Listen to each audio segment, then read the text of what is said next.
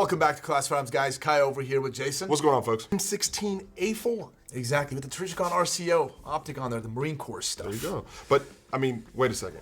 Right. We've actually shot the piss out of this one. So you're not going to get this one. You're going to get one that's... Right here, guys. Sealed up in a box right here. So brand new. Yep. So we didn't lick that one. We licked that one. But you will get this optic. Yeah. He did lick that one. Yeah. So this package right here is the M16A4 with the Trigicon RCO. This one's special for a couple of reasons, right? Obviously, FN, commemorative edition. But not only that, this truly is or was a military service rifle. Not only that, due to the, roll marks and the forging.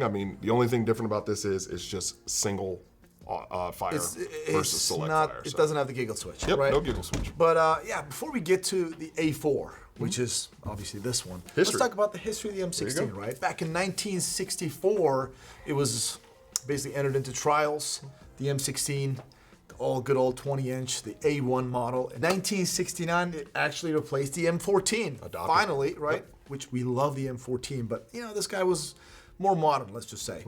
And from there, this thing served, it was the A1 model, which is right here. This is the M16A1. This is strictly, directly from Colt, which was the original manufacturer. It looked exactly like this, right? So a 20-round magazine, no kind of brass deflector here, and just a couple other little things, right? Did have forward assist. It did, but a little kind of teardrop. Teardrop right here, right? So this is what it looked like. I love the way this thing looks. It's very nostalgic. Yeah, very nostalgic. And look at the original A2, A1. No finger grooves. Yeah, finger grooves. It's like they're Glock.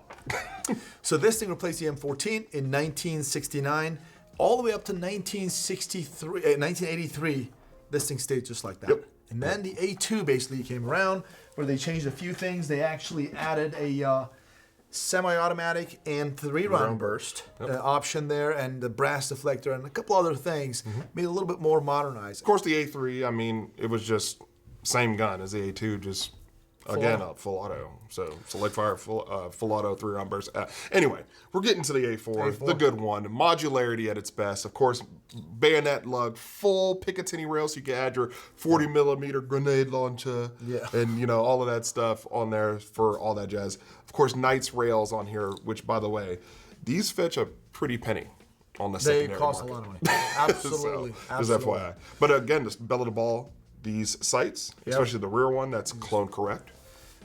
Pretty much the whole thing, and we want to thank FN, honestly. I always say, FN just makes these civilian versions of these, like the M249 saw that we have, right? Just FN, shout out to them for sure, and this is a fantastic one. A4 iteration right here. And in 2022, unfortunately, the M16 was replaced by the SIG Spear. But you know what? This thing served all the way from 1969, but obviously 64 it got into trials, all the way to 2022, and over 8 million of them were built around the world, right? And it is known to be the most commonly used 5.56 rifle out there ever. For sure. Ever. Again, 20 inches of goodness, so all the capabilities that you have. Of course, effective range, up to you, but 400 to 600 meters ezy. 100%, yeah. And this thing, if you were shooting a 55 grain, just good old M855, about 3,200 feet per second. Screaming. That's actually hot stuff. Going pretty fast, right? So if you're gonna, whenever you get this thing, you do some training out there, flat range, stay a little bit away from the steel that you're gonna be shooting this thing, because it could bounce back at you. So be careful. Always use hearing and eye protection. Let's talk about some of the specs over here, right? You got the good old A2 flash hider. A2 flash hider. Again, A2 front sight post, which also doubles as the gas block, so that's great. Of course, the gas system in here is rifle length. Rifle length, and of course, direct impingement. Direct impingement, so it's real soft, real awesome. If only if it was piston, it'd be even heavier. But again, 7 pounds loaded, so not too heavy, not too great. Again, although, without the optic. The Marines, I guess, did complain about that, the gun being a little too heavy. They don't use these anymore. They got upgraded to the HK, so it got heavier. It got heavier, that's for sure. Hey, the piston-driven system actually weighs some. It does. Its own little weight.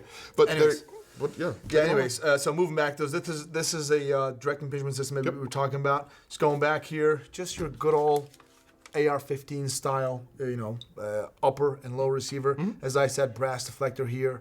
The forward assist changed a little bit from teardrop, and we got a Picatinny up here as opposed to the built-in charging handle on the A1 model right here. This is built into the upper, right? And then they obviously removed it. You could actually have a detachable carry handle if you wanted it.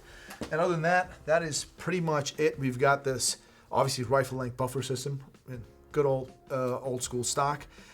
In a nutshell, this is what it's it is. nostalgia in a class, for sure.